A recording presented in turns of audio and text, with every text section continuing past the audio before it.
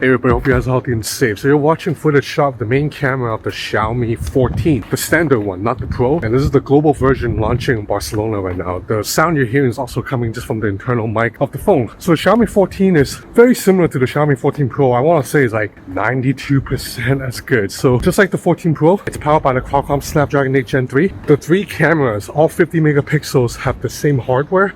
So you have a really good main camera with an image sensor size of 1/1.4. The telephoto lens, which was very good on the Xiaomi 14 Pro, it's also the same here. So that means this telephoto lens is very good too. Let's do a test right now. Telephoto lens is a 3.2x lens, which is about 77mm. And you're watching 3.2x zoom right now. This is low light, it looks good, and it's pretty stable too. I believe the ultra-wide camera is also the same as in the 14 Pro. Let me switch out to the ultra-wide. Yeah, the ultra-wide camera is also the same. Okay, jumping ahead in time to show you daytime footage, because obviously daytime footage is going to be even better. Main camera right now, but check out how stable the tele lens is when you have good daylight. Alright, so right now we're watching 3.2x footage right now. So this is a really interesting hood in Hong Kong. It's a street that sells a lot of classic antique stuff, right? But there's like a really trendy hipster coffee shop here. You see all the, like, you know, girls are here posing for photos and stuff. But then right here is a bunch of Chinese antiques.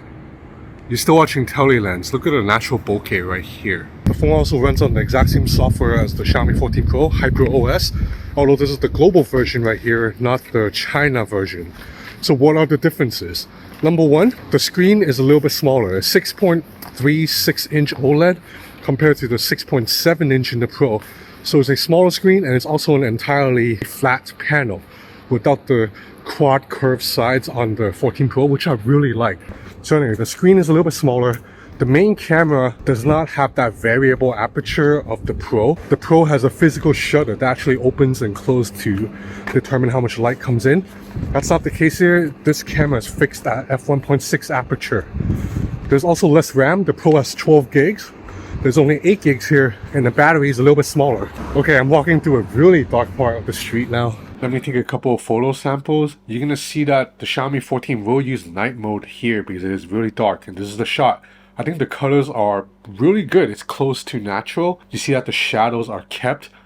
Dynamic range is quite good considering how dark the scene is. I'll compare this against the iPhone 15 Pro Max. We can see the difference in light intake ability, but brighter isn't always better. I actually prefer the iPhone's colors a little bit more, but if you pixel peep, you do see that the Xiaomi shot has a little bit more details. Next up, we're going to take an ultra wide. Considering how dark the scene is, I'm very impressed by this ultra wide shot. I'm going to take a zoom shot now. Notice this telephoto lens didn't need to use night mode because the aperture is relatively fast at f2.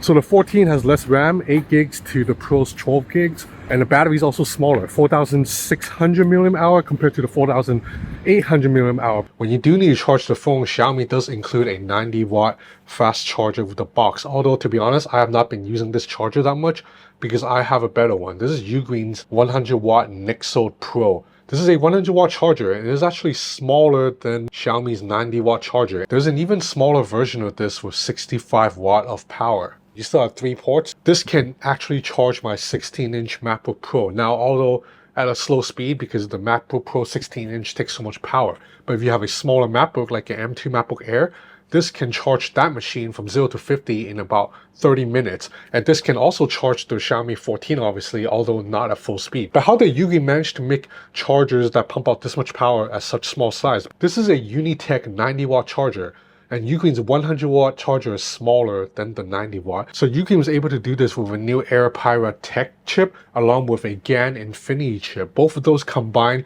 help increase energy density by 37%. And you don't have to worry about the chargers getting hot because Ugreen's proprietary thermal guard chip is still in here, which is constantly monitoring the temperature. Both of these guys are on sale on Amazon right now. I think there's a discount for the smaller 65 watt too, so check out the link in the description below if you're interested. Everything else between the Xiaomi 14 and the Pro are exactly the same. This phone has IP68 water and dust resistance.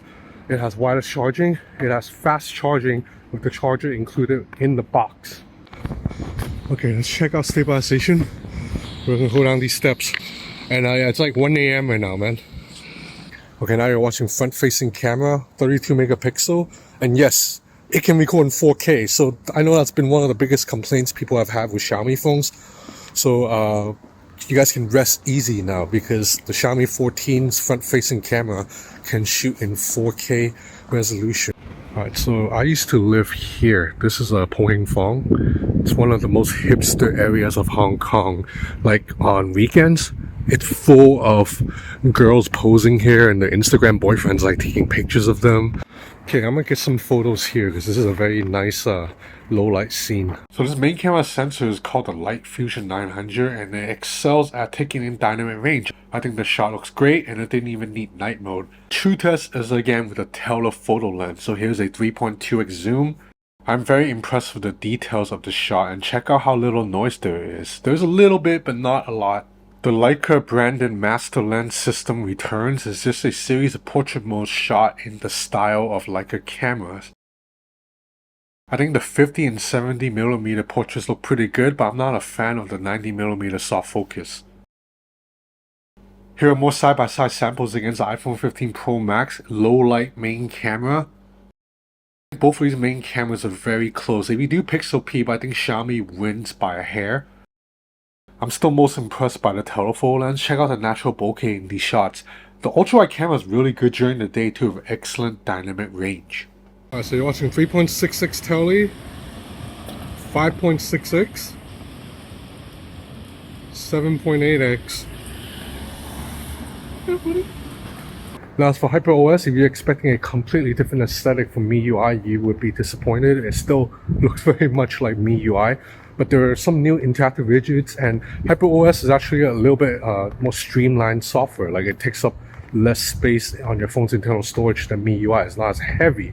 Animations are still buttery smooth, super fluid, but I really do not like that all the Chinese phones are doing this. They're splitting the notification shade with the control shortcut toggle. You have to swipe from the upper right corner. I really hate that. Just put the control panel and the notification shade in one page like how Google envisioned. But otherwise, HyperOS, it's more than just about phones because it's Xiaomi's software that's going to run on all the company's products, including, I believe, the car that Xiaomi introduced. So HyperOS is more than just on the 14. This is just the first step. And I like it. It's faster. It's a faster software. It's cleaner. It's more streamlined, and it should play nice with other Xiaomi products. Now let's look at the overall design. Like I said, the screen is smaller than usual at 6.36 inch. LTPO, AMOLED, 120Hz refresh rate maximum. The frame here is aluminum, and even though it is reflective, it does not attract fingerprints. There's like this matte coating on it. However, I cannot say the same for this glass back. This glass back does attract fingerprints a little bit, but not as bad as phones from like 2018. But definitely, you know, I've seen the titanium Xiaomi 14 Pro, and that phone's back looks and feel better than this kind of glossy glass back. But still, you know, I'm spoiled. I've held the 14 Pro. If you have not held the 14 Pro and you pick up the Xiaomi 14, you're gonna be like, wow, this A9 feels awesome. It's very easy to use and it's very light at 193 grams. So it's very rare for a phone with a flagship camera system to fall under 200 grams. The benefit of this smaller screen should be obvious, right? It's easier to fit into your pocket, it's easier to hold, but it's also much easier to type with one hand. On a 6.7 inch phone, especially the S24 Ultra, I cannot quite type with one hand easily, but this one I can. Now as usual, I don't know the European pricing of this phone at the time of me making this video, but I've heard rumors that it's going to be around 999 euros. But in China, this guy sells for about 750 US dollars. And then we know in other regions of Asia, the price will be somewhere in between the China price and the Europe price. So if you buy this in Hong Kong, Singapore, Malaysia, you should be able to get this for maybe $800, $900. It's going to be between the China's 750 price and the Europe 1,000 euro price. So that's about it for this review of the Xiaomi 14. This is a really good, well-rounded, polished flagship, but it is getting a little bit overshadowed because we know the Ultra is just around the corner.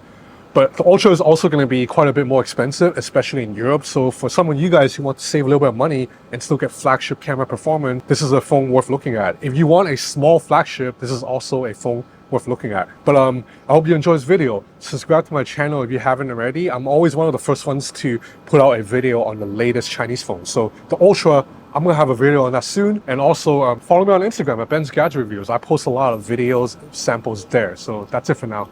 Thanks for watching.